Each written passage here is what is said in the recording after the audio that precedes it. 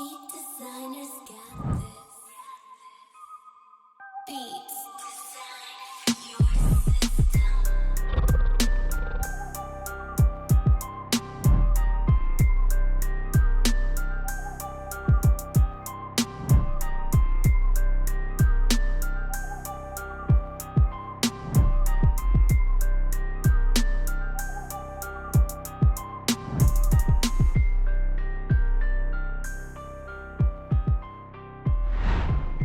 Shalom, shalom, Israel. It's Yahawah coming at you with another one. First and foremost, I want to give a shout out and all praises to Yahawah, B'Shem Yahawah Shabarakatah, and Kwam Yasharala, to all those in the back, and all those in the front. Yeah, so anywho, I really want to get deep into the youth. Well, there's a lot of things that the youth go through, and a lot of the things that the youth is not experiencing as far as when it comes to discipline, judgment, a lot of other things. Like I wanna, connect directly to Ecclesiastes 11:9 through 10, and different precepts that go in with that, right? And basically, it has this topic surrounding, of course, judgment, discipline, removing evil, and controlling the heart, right? I mean, those are big things that if these things were moved out of the way, from negative to good, from negative to positive, more than a lot can change. And, that's just something that a lot of people don't think about, emphasize on, or even teach outside of the truth community, outside of the Israelite community that's in the truth, right? No schools is teaching this. No sound social media experts, if you will, what have you, relationship gurus, whatever. These kind of people are not touching on this type of stuff. And I just want to, get into it. All right, let's go. Let's start off with, Ecclesiastes 11, verse 9.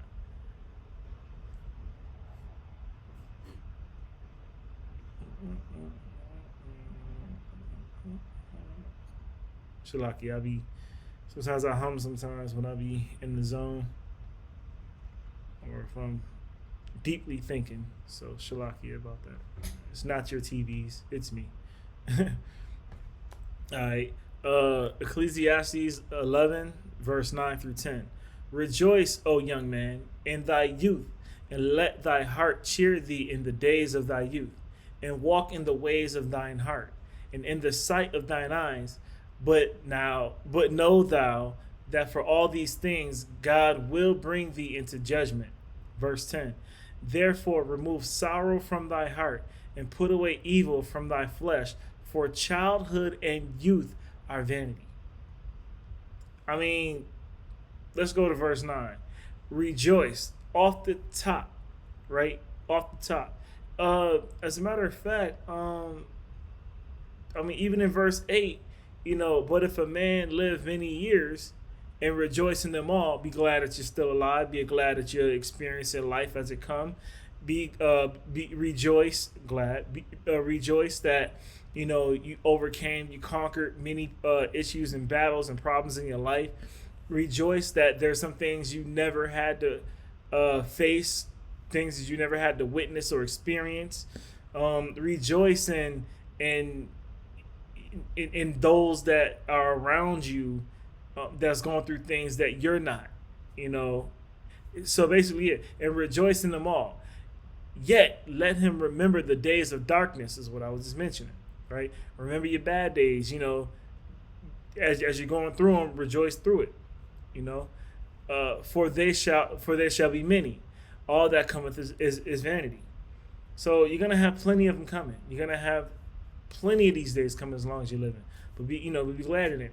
However, speaking to the young man who hasn't been living as many years as the elders and such, right?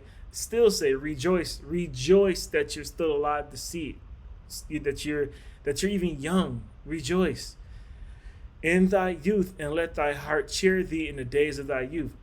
Be cheerful. You have nothing to be Well, okay, outside of our oppression, right, and things of that nature, rejoice in the fact that you get to be youthful, that you get to experience your youth, that you get to wake up every day and be creative, innovative, you know, be educated, and these things that come along with it. Rejoice in that, because there's many that cannot say that. Most of y'all probably heard this, but for those that haven't, one of the things that I've been told by some elders on the block, if you will, back home in New York, is, I guess I have to paraphrase because there's a way it was said to me, but you guys will be familiar with it. The most value in the land, the most value.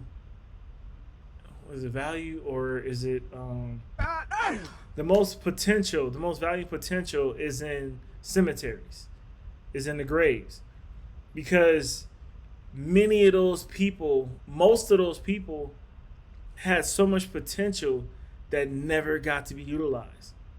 That has so much value that never got to be. It never will be utilized, right?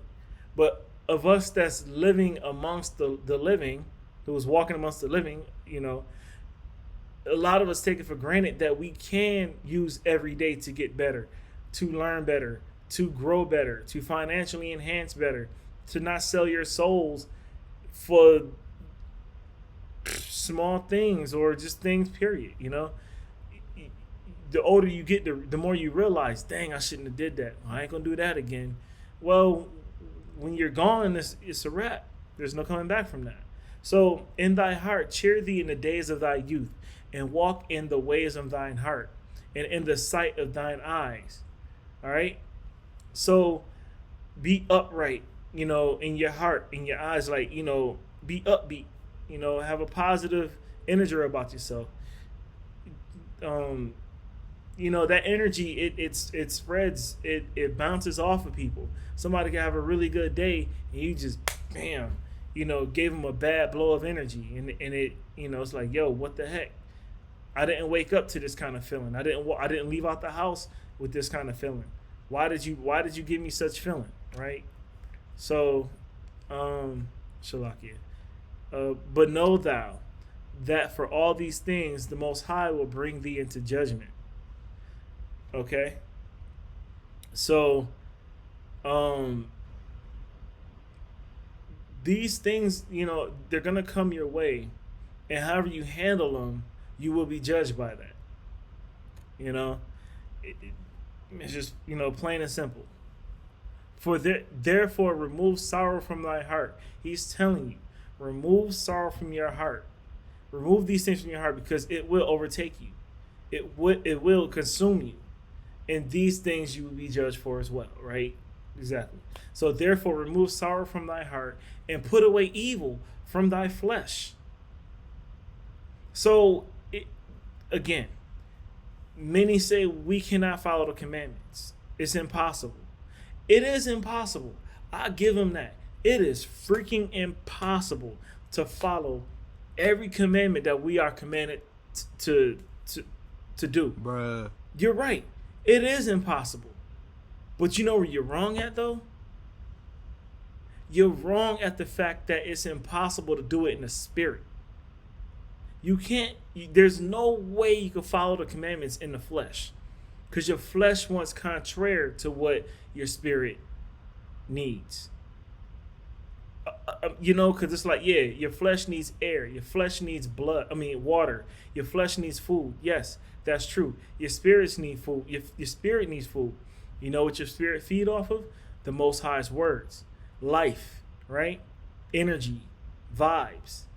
The things you consume, watching things on TV, gets through your eyes into your spirit. Sometimes you ever notice it's like a certain hook in a song, or a certain instrument in the beat, or a certain melodic sound, and you listen to that song, that music probably a day ago, and still you at work humming the tune, humming the note. Well, that's because it's in your spirit right now. Sure, you can memorize it, But from out of nowhere, when you're not thinking about it, you just start humming it. Oh shoot, I forgot about that song. Well, if you remember to sing it, how did you forget? Your brain don't work like that. If your brain remembers something, it's gonna tell you, hey, do this. But subconsciously, is a different move. Like subconsciously, yeah, you're not thinking about it, so it happens. But your spirit moves you in a way to where your brain follows suit. For instance, say like the atonement, right? The atonement, you're supposed to fast 24 hours, right? Not work, just completely be indulged into the Most High's words. Listen for Him, listen to Him, let Him speak through you. Right. So subconsciously, you, of course, constantly you want to eat, right? You want to drink water, yes. But while you're sitting there reading the Bible or watching something, you could be sitting there and not thinking nothing about food or anything. And all of a sudden, while you're reading, you just start, just nothing's going on. And then your brain be like, I'm thirsty. But it's in your spirit to not listen to your brain. It's in your spirit to be like, well, you're fasting. You're doing this for a reason. Sacrifice that feeling for what the Most High needs you to do today. Your spirit is, your spirit saying, don't do that. The Most High said this. But your brain like, yeah, the Most High said that, but you're thirsty.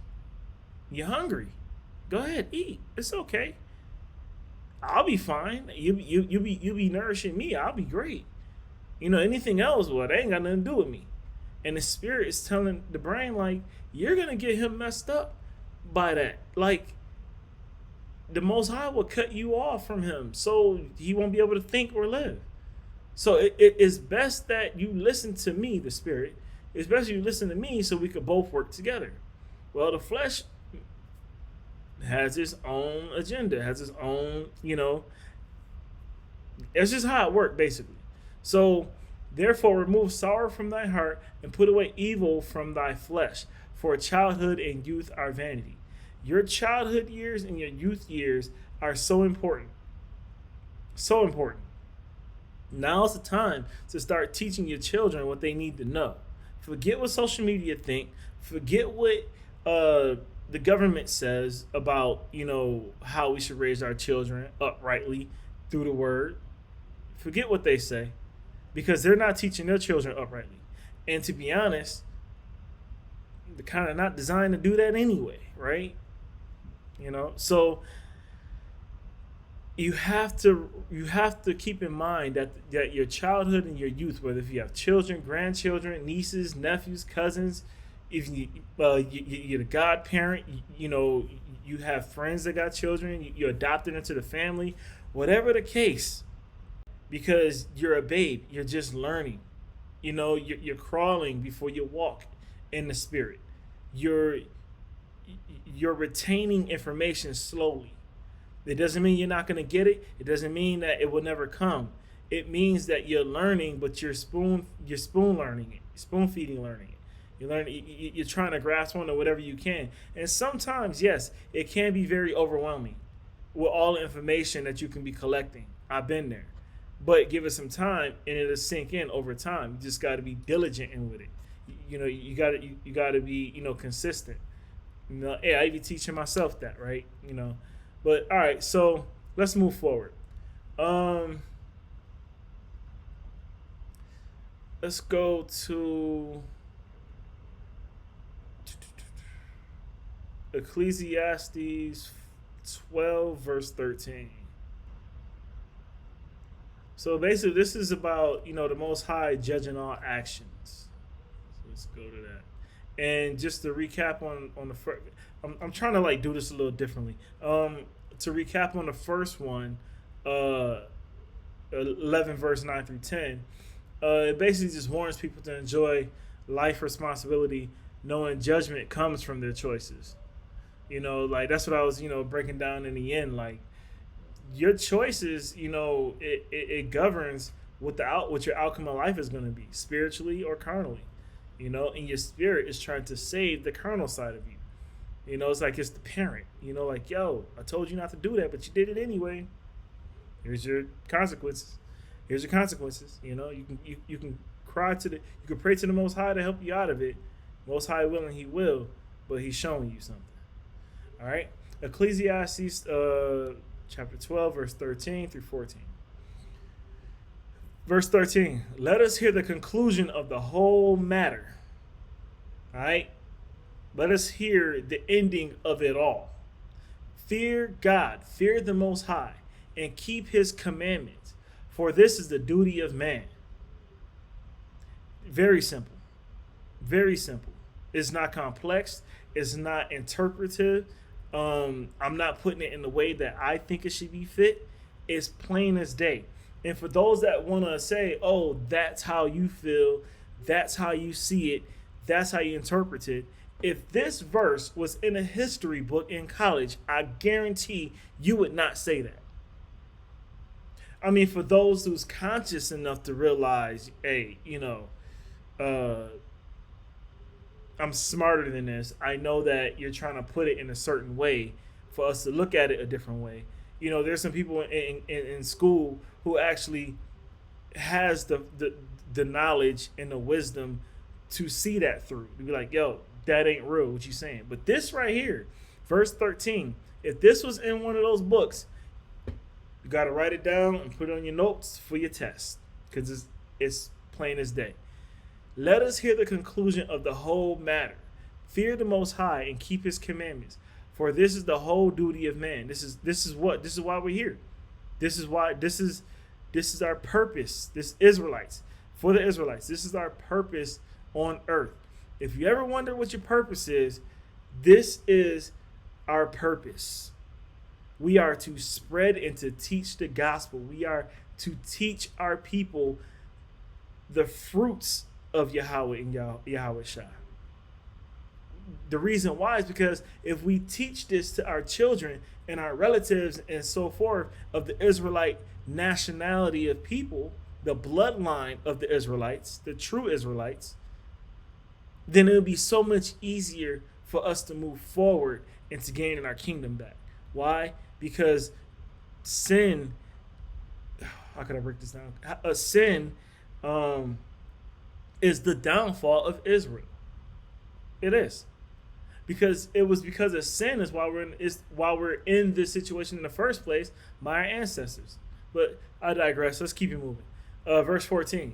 For the Most High shall bring every work into judgment with every secret thing, whether it be good or whether it be evil.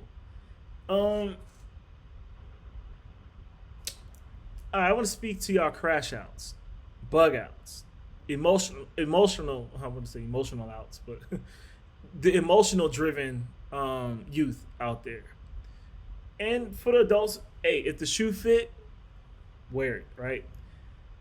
The Most High will bring every work into judgment. Everything you've done, everything you're doing, whether if you care about what you're doing or you're not caring about what you're doing. If you're thinking about what you're doing or it's subconscious or you're not thinking about it, whatever the case, it's going into judgment. And you can't hide from it. All that online, yo, it's my op this, it's my woes that, and we slide on this and drill that, and you know what I mean? Yeah, you may think you cool. You may think you sounding good. But ultimately, it's all bad. Because your judgment is going to come while you're walking this earth. And you're going to get the main judgment in the end. So you can't hide. Everything you're doing is in the book of records. There's an angel writing down everything you're doing. And he's reporting it to the Most High. That's his job. So for the Most High shall bring every work into judgment with every secret thing. For y'all men that's out there who's cheating on y'all wives, thinking, oh, well, she knows I'm here, or she thinks she knows I'm here, but I'm really here, and I clean myself up before I go home and make it look like I've been out doing what I was supposed to be doing. In secret, that's going to come out. Oh, it's going to come out. And the crazy part is some of y'all feel like, well, as long as it don't come out while I'm alive, I'm good. Bruh, it's is it is damaging either way, whether if you're alive or gone. Because the people who loved you, the people who were there for you, the people who looked out for you, who walked with you in many diverse situations, they got to live with that, and it hurts because they can't confront you about it or whatever the case. So that's wicked upon you to even think like that. But whatever, and it's beyond cheating. It's politics. It's your biased coach. It's your whatever. It's so many different gray areas and fine linings out there when it comes to this. But no, you're covered under this sentence with every secret thing. That's it. Whether it be good or whether it be evil. All right. So I know y'all saying, yo, I don't care about, going to jail or, whatever to whatever. But let's just face it, in real time, if you look at some of these rap artists or, people that been calling out their ops and, dancing on their ops' graves and things like that, which is very sad and very sick. You're not thinking about what's going to happen to you until it happens. There's some fairly recently, I said like a year ago, there was a rapper who got murdered and he didn't see it coming. He was about to hold a party at a hotel, and he was in his car. He got ambushed, and it wasn't like he was trying to fight back or shoot back or anything like that. I don't know, but what we do know is he was trying to get out of the vehicle from the front seat to the back seat and got caught. Got deleted in between getting from the front seat into the back seat. So of course he had fear. He had fear. All that non-fear, all that, I ain't scared of this, or yo, when death is right in front of your face telling you come here and your number is called, I got your number right here, in real time while the talent is flying and things like that is happening, you're scared. There's a lot of people that's not scared of natural disasters. Also earthquake because you're watching it on TV. But you feel that ground move in real life. It's crazy because you can see everything else moving while it's not moving. That's how real earthquakes are. You don't necessarily have to see the building falling down to know it's an earthquake. You can feel it and you can kind of see it happening. Hurricanes, tornadoes, these natural disasters, a lot of people don't fear it until they're in it. Right? So, yeah. Let me see. Let's go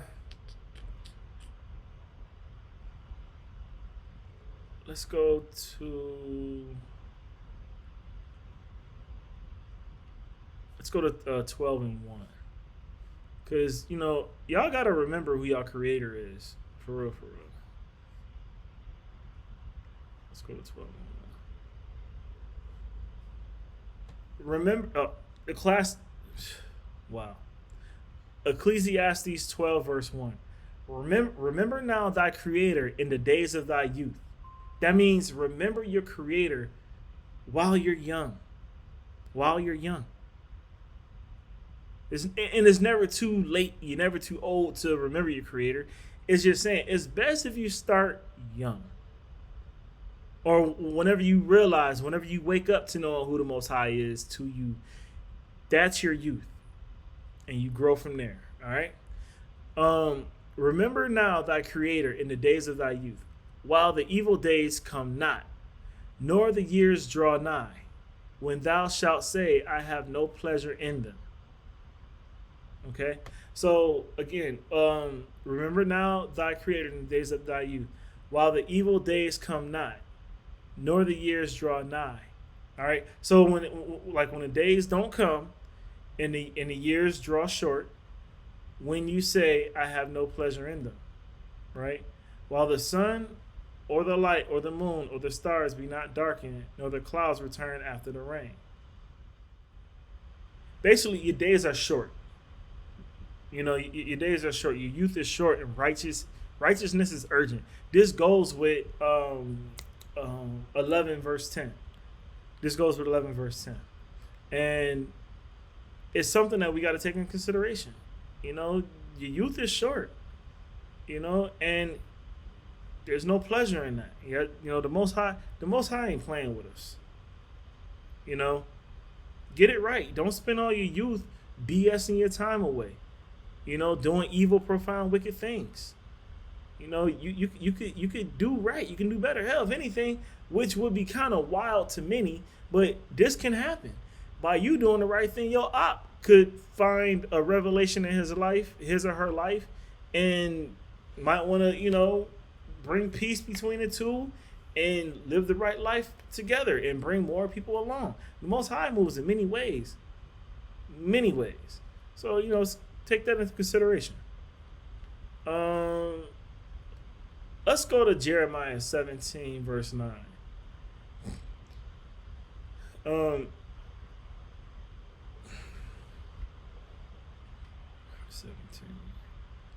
You know, because a lot of people, they follow their own heart. And you're not supposed to do that. You're not supposed to follow your own heart.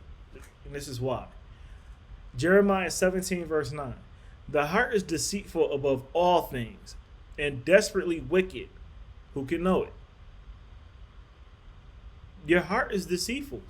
You'd be like, dang, man, my heart told me to do that, and I was wrong. How could I be wrong? It was my heart. My heart was telling me to love that woman and to marry her, but I was wrong. I shouldn't have did that. My heart was in the right place when I hit that dude because he violated me and my family. But there was another solution there was another route that I could have taken, but I chose that. My heart told me, yo, just do him in, you know. What the hell, right? What the F? Well, your heart got you into some deeper trouble. Not only you in trouble with the law because you didn't execute that correctly, lawfully, and you also in trouble with the people you did that to because they got family looking for you now, or whatever the case, right?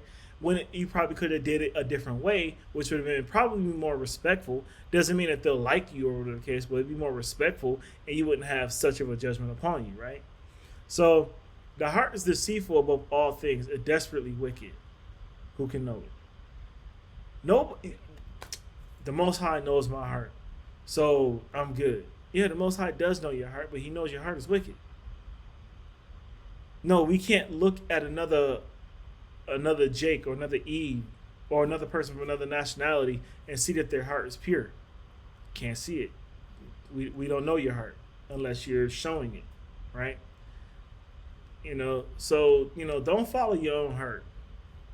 And this goes with, you know, Ecclesiastes 11:9, you know, walk in the ways of thine heart, right? But with a warning, though. But with a warning. I got to say that. But with a warning. And basically, Jeremiah shows why the warning is needed. You know, because your heart is deceitful above all things and desperately wicked. You know, so you got to be careful. Let's go to Proverbs 28:26. Let's go a little deeper with this. Let's have some fun here. So I say 28:26.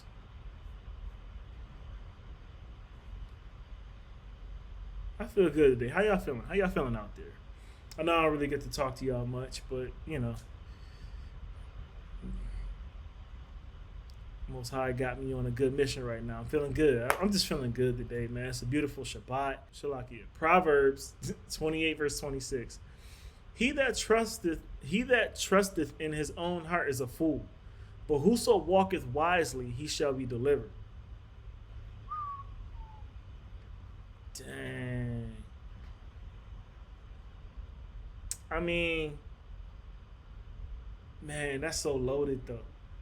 Because it's like, for real, like, if you trust in your own heart, knowing that your heart will let you down, The only reason why people really say I trust my heart because it's cliche. It's cliche, and I'm guilty to it too. I've done it, and sometimes I catch myself when I do it. You know, y- y- your heart will let you down because it's a warm fuzzy feeling that we're comfortable with, and we love that feeling. We feel like we trust that feeling, right? So because we feel that way and we love that feeling, we don't feel like we have a reason or a need not to trust our heart. It's who don't like that warm and fuzzy feeling. But you have to remember that he that trusteth in his own heart is a fool. And what is a fool? A fool is somebody who doesn't have God in their heart. All right, let me see if I could kind of tie it up in devices here. Well, yeah, that's pretty much what a fool is. A fool is a person who doesn't have God in their heart. Let me see. Let's go. Yeah, let's go to Psalms 14:1. I'm gonna show you what a fool is. Um, so to the chief musician, a psalm of David. Just to give y'all a little quick note. The fool hath said in his heart, there is no God. They are corrupt. They have done abominable works. There is none that doeth good. So there you have it. A fool doesn't have the Most High in their heart. So for edification purposes, for y'all, you a fool, you a fool, you know what I mean? It's cliche. Yes, we took it and used it for humor within our own community, right? Yo, you a fool for that. Yo, you crazy, you stupid, son. Oh, you know what I mean? Yeah. But biblically, the reason why that word fool fits the narrative, or it fits the context of whatever anybody's talking about, because it has a similarity of not being upright, not being wise, not being I want to say righteous, if you will, because the Most High is not with you or in you. You don't desire the Most High. You don't care to take in what the Most High is teaching you. It may feel good in a moment, but you're not gonna retain it well. And then when you get opportunities to watch a video or listen to a song, you skip it because it's not your comfortable daily shows you watch, or your comfortable daily social media clips you like looking at. Yes, our attention span is very short, but you can't get a lesson in 30 seconds. You can't get a full lesson in 1 minute. You can get a glimpse of a lesson, but you can't get no proper breakdown understanding in 30 seconds. But if there's a video that you don't mind watching for 30 minutes to an hour, or an episode to a show 30 minutes to an hour, back to back, back to back, back to back, then what is the problem with watching one truth video for an hour and a half, possibly 2 hours? Like, where's the cringe in that? Where did you develop that? You're showing that you don't have the Most High in your heart. I understand, sometimes, we've been looking at precepts and watching videos, say like 4 or 5 hours. I need a little life break. Watch a show, a movie, or do a little music, sports, or whatever the case. On a regular day, on a Shabbat, you do what we're supposed to do, of course, what we're required to do. But if you take some time out your day to do what you enjoy doing that is not contrary to the law, you're good. But at least you got some word in. At least you got some scripture in. Don't be blind to the Most High showing you things, especially through people you love or somebody who you never even met before. Sometimes, we do come across angels that we only see once in a lifetime. All right, so just listen to the Most High when he's speaking to you, because he's speaking to you through other people or other things, or he's not doing it on his own. He's making sure that you're doing what you're supposed to do by the vices and tools that he's given us to be able to execute his will, right? So yeah. So yeah, like that Proverbs 28:26, it definitely goes, it ties into, like, connecting it. It's connecting this youth to easily being led by emotions. You know, you can't trust in your own heart. You can't. Now, don't get it twisted. You could listen to your heart, in certain matters, but don't trust in it. It's like you could have money, you could have a lot of finances, you could have a lot of money coming in by the minute, but don't put your love into it. There's a difference. There's no lump sum balance. No, you have to separate the two. Just like business and pleasure. Yeah, you can put them both together, but you got to count the costs, the big costs. Yeah. So let's go Galatians. Let's go to Galatians 5 verse 19.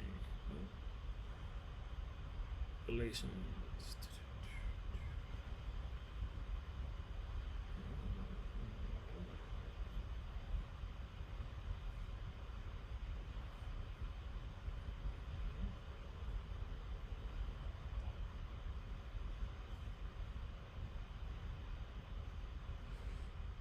All right, Galatians chapter 5 verse 13.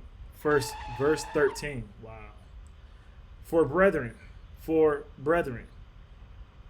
this is the Israelites, that for brethren, for us, for your brother, for us.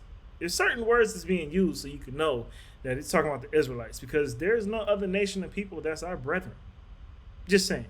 But verse 13, for brethren, ye have been called unto liberty.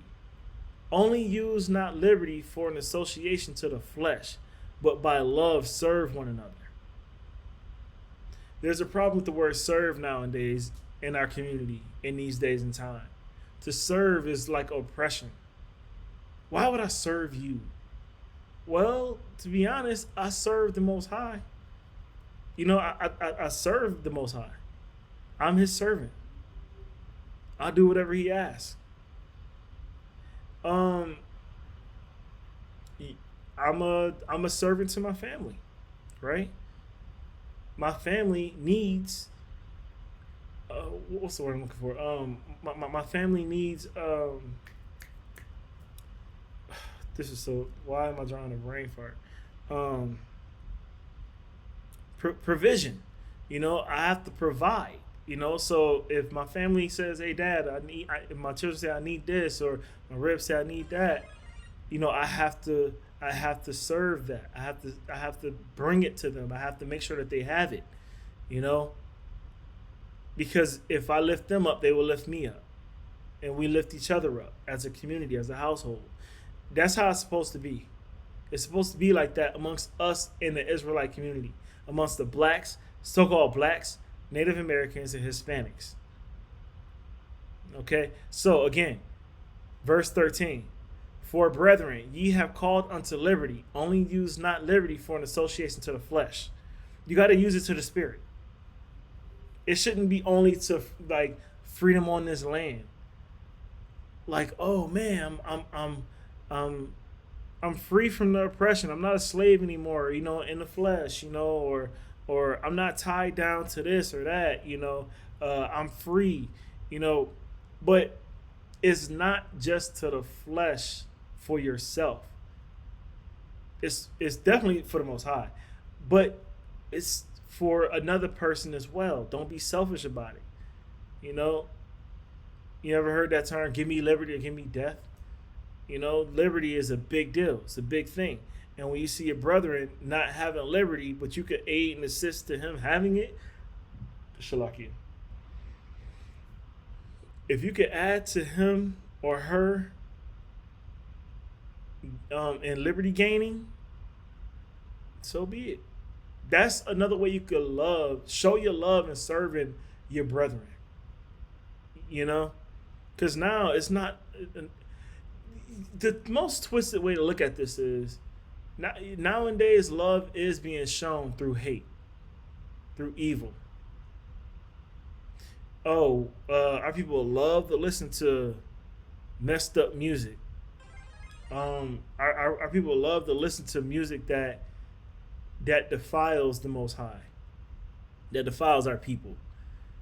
And I mean, yeah, 90s, 80s, 90s, and 2000s music, um, it was good, but in the messaging, a lot of it has not been, you know, and we gotta do better in creating music. I gotta love my people. I have to serve my people a better dish than what we've been served. All right. So there's many ways you can show love to your brother, and it's not just financial. It's not just, um, and brethren is male and female, but not just through intimacy. It's definitely through time, conversations, understanding, listening, being there for them. Without making anybody else around you or them feel inadequate or feel disrespected or anything. Like, do what the Most High is requiring you to do. Like, let's go to, let's see.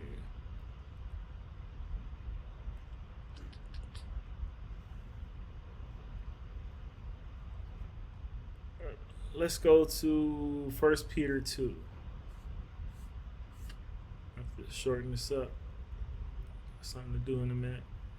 Let me see. First Peter 2, verse 11.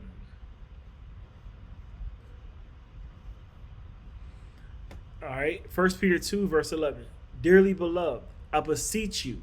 It means I beg of you. I insist you listen, or yeah. I beseech you, as strangers and pilgrims, abstain from fleshly lust, which war against the soul. Okay? So, fleshly lust isn't just sexual. Fleshly lust is something that you're putting over the Most High. It's something that you're tying too much of your time into, and is blocking better things to come into your day or your path or your thoughts. And um don't do that. Abstain from fleshly lust, which is war against the soul, because your soul is trying to prosper. Your soul is trying to gain what I'm even teaching you now. But through attention deficit, you could be thinking about something completely different. By the time you tune back into what I'm saying, I'm three books down, and now you got to rewind it back to say, oh, what? Because you're thinking about something that you shouldn't be thinking about right now, and it's consuming your spirit, it's consuming your soul, to where you can't hear the Most High. So don't lust over fleshly. Don't have fleshly lust. A few moments later. Don't have no fleshly lust. Don't have any fleshly lust.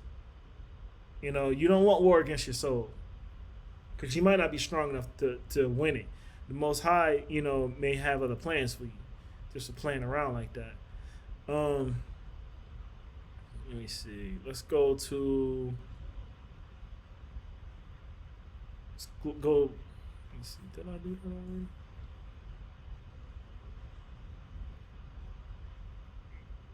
Yeah, let's go to Galatians 5, verse 19 to 21. Because basically, this is just speaking on, like, the works of the flesh are manifest. Wait, what is Galatians here? Hold on, let me get this verse. Verse 19 through 21.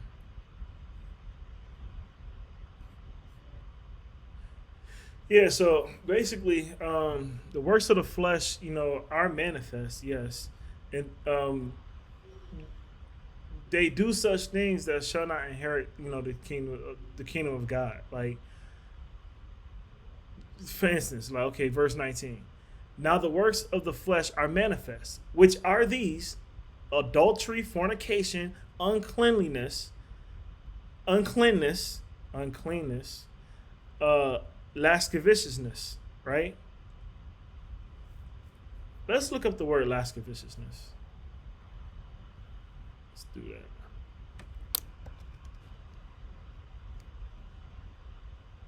Here we go. Lascivious. Feeling or revealing an overt and often offensive sexual desire. So that right there pretty much goes in with lust, right? So you know what that is. So you know it fits the lust, the lustful nature in this context. So now the works of the flesh are manifest, which are adultery.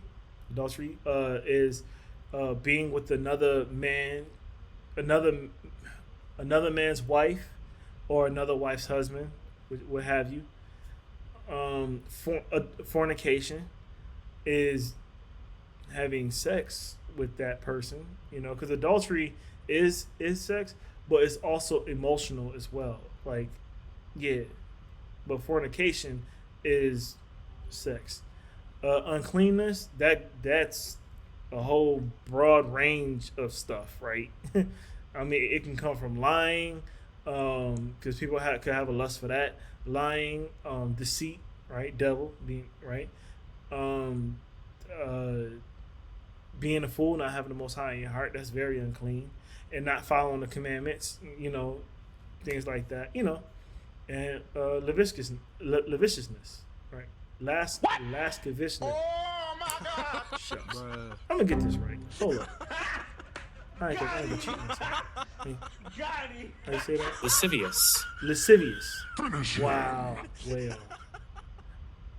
I've heard that word before, of course, but to look at it and try to say it, sometimes I have my issues, right? Yeah.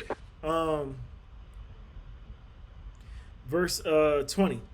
Idolatry, which is idol, idol worship, right? Witchcraft, we know what that could be. Witchcraft is also fortune telling. Witchcraft is also, believe it or not, what's that called? Being superstitious. That's witchcraft. Wow. It really is. Hatred, right? Variance, emulations, wrath, strife, seditions, heresies. Verse 21. Envyings, murders, drunkenness, revealings, and such like, basically, right?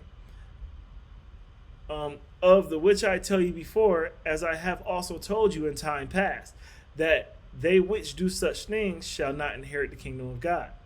So you do these things. I don't care what a Christian will tell you. Oh, you're saved, brother. You're saved, sister. You're good. No, clearly it tells you if you're doing any of these things, you are not to inherit the kingdom of God. So how are you saved even then? That's a cut. You can't be saved. Because even if you're not doing this, we still don't know that we're saved, because that's up to the Most High. We don't know. We hope to be redeemed. We hope to be salvation worthy. We hope for that. We pray for that. We long for that. But what we do know is if we're doing any of these things, you are really cutting yourself out of the inheritance of the kingdom of God. That just goes right there. But check this out though. Verse 22. But the fruit of the Spirit is love, joy, peace, long-suffering, gentleness, goodness, faith. Verse 23. Meekness, temperance. Against such there is no law. Right? So yes, Christians will tell you, I have faith. That's all I need is faith. And I spread love, and I have joy, and I bring peace. I'm kind, I'm gentle, and nobody says long suffering. I've never heard a Christian say anything about long suffering, but yeah, long suffering, right? Yeah, that's the fruit of the Spirit that you say you have, but you're not showing it by disregarding verse 19 through 21. That yeah, just let that make sense. I'll wait. Okay. uh, so much more to go. Let me see. All right.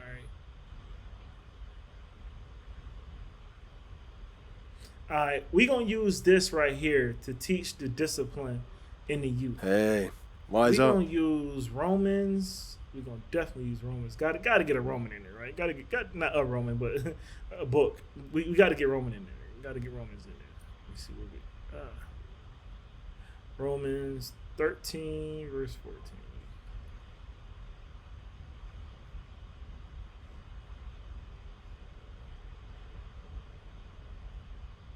All right. Romans chapter 13 verse 14. But ye, but yea on the Lord Yahawah, Jesus Christ, and make not provision for the flesh to fulfill the lust thereof. So there you go. Don't make provisions for your flesh. Don't make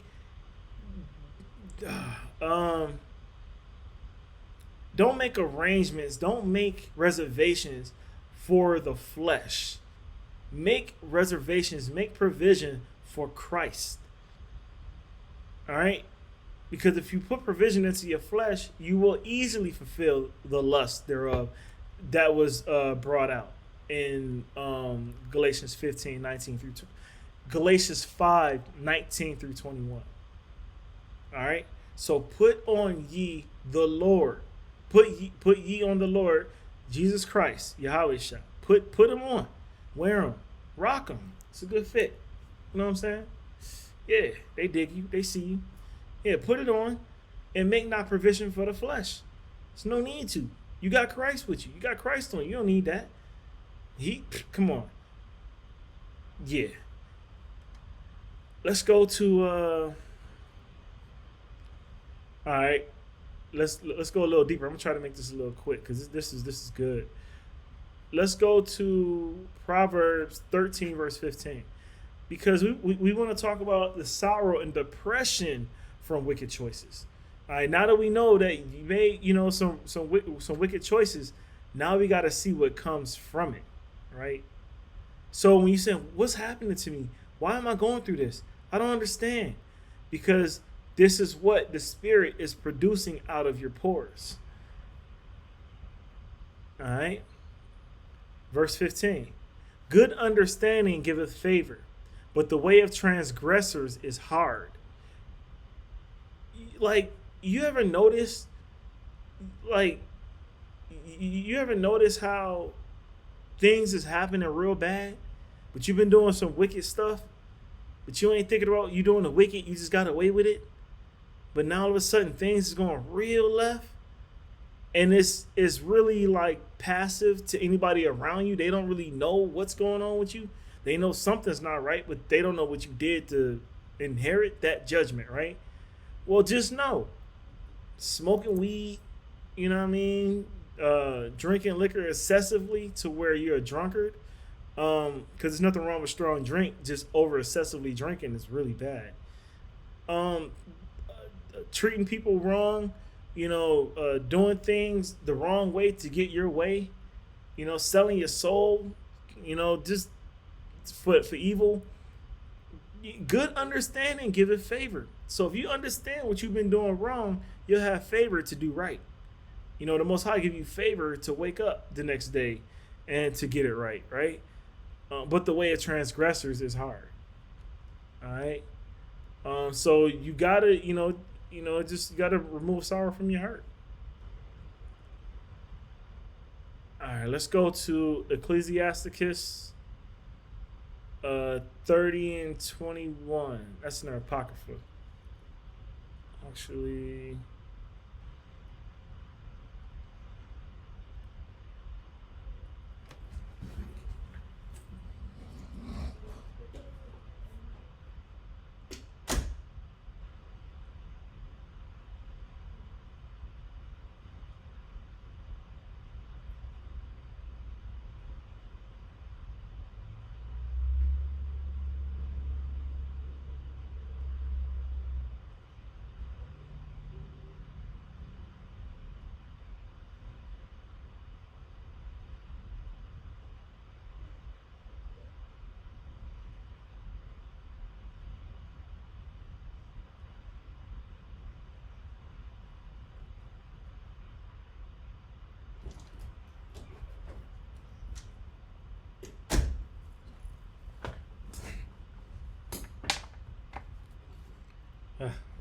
Alright. Gotta get my apocryphal. I got it digitally, but like I said, my device is tied up. We got a Sirach, which is Ecclesiasticus. Let's go to 30, verse 21.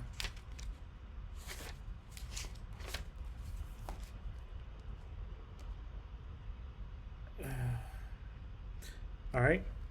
Give not over thy mind to heaviness and Shalakia. Give not over thy mind to heaviness and afflict not thyself in thy own counsel. Through 25. Right. All right, verse 21. Give not, Ecclesiasticus 30, verse 21 through 25. Give not over thy mind to heaviness and afflict not thyself in thine own counsel. Which means,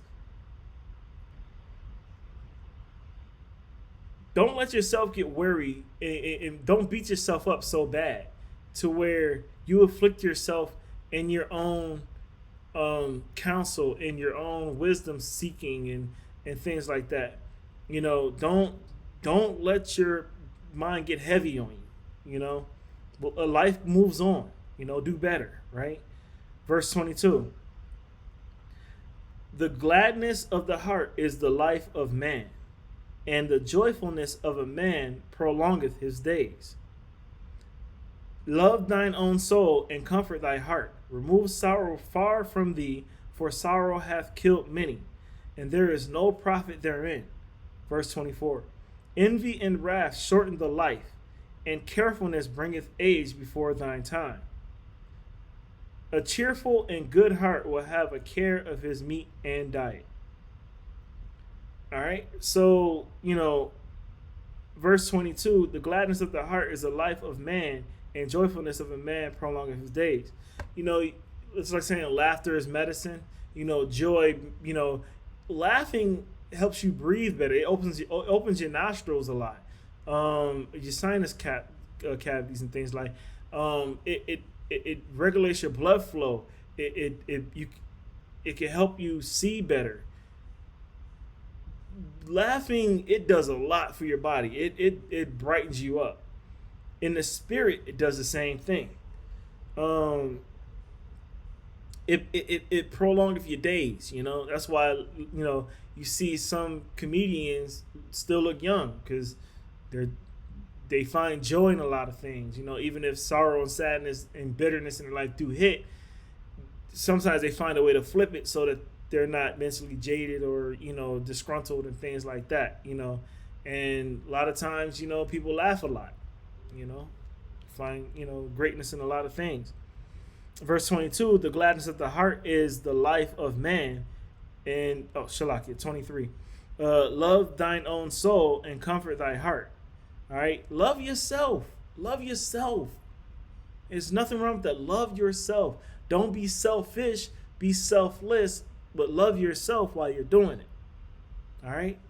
Put the mask on yourself first, then help your partner, help your neighbor, right?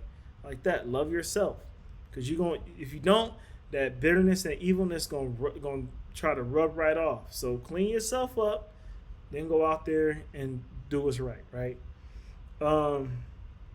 Remove sorrow from thee, all right? For sorrow have killed many. Stress can kill you. It has killed, and if it hasn't killed, it's a slow kill. You know what I mean? It's a bad one, right? And there is no profit therein with that. You're not going to gain anything. Verse 24. Envy and wrath shorten the life, doesn't it? Envy and wrath is really the start of wars. It's one of the beginnings of wars. Envying what another country has, and they want it too, so they want to invade to take it and bring wrath with it. Or a man envies another man's relationship, and he want to get in between it and break it up so he can have it for himself and cause wrath between the two. A woman wants to cause wrath between her and her own spouse for whatever the reason. And the children's affected. You know, you envy the type of relationship he may have with the children, or maybe maybe you guys aren't together and he has a wife of his own and you envy that, so you wreak havoc among the children in wrath because you envy him. You know, I don't know. There's many reasons, right? And men, you're guilty of that as well. It's not just women. It's just more women doing it than men, basically. So yeah, you know, envy and wrath shortens a life, and carefulness bringeth age before the time. Be careful. Move with wisdom. Don't move slow, but you know, look both ways when you cross the street. You know, you'll live longer, basically. And verse 25, a cheerful and good heart will have a care of his meat and diet. You're going to care about what you put in your system, your spirit. You're going to care about what BS people is bringing to you, because you're not going to want to hear it. You're not. Your spirit, I ain't got time for that. I don't want to hear that. I love you. I respect you. But I'm not feeling what you're bringing to me right now. Shalakia. I'm not feeling what you're bringing to me right now. All right, not, you know, I'm not about that. I don't care what such and such did at the heathen party or a folly day party. You know, whatever holidays it is, or I don't care about all that. Is my children safe? Are you safe? Are you good? Is my family good? You know, then I don't care. You know, I don't care. You know, like I do care about my people. I do love my people. But there's certain things that I can't put my care to, because nothing good is gonna come out of it. Nothing good. You know, like what am I gonna gain from it? Unless I could do something to help them out of the situation and they'll listen, sure. But other than that, no, don't cast your pearls in the swine. Sorry, bro. All right. So I'm gonna pause right there, and yeah, I'm gonna pause right there, and we'll do a part 2. All right. So I hope y'all been edified, and there's much more to come on this. And yes, I will be doing a part 2, but nevertheless, I hope y'all been edified, and I speak to Israel when I say Kwam Yasharallah, and stay safe out there. Stay diligent in the law, statutes, and commandments. Yeah, we all go through things, but don't let it consume you. You know, you have many that love you, that want to stand by you and help you. You just have to see it through to who it is, who's the Most High bringing in your life to be able to be that for you and with you. All right? So, young ox and aquathus, chill out. Relax. You gotta relax. Right? All right. Much love to y'all, and peace and blessings. Many peace and blessings. Shakwa Araya, signing off. Kwame Yasharah.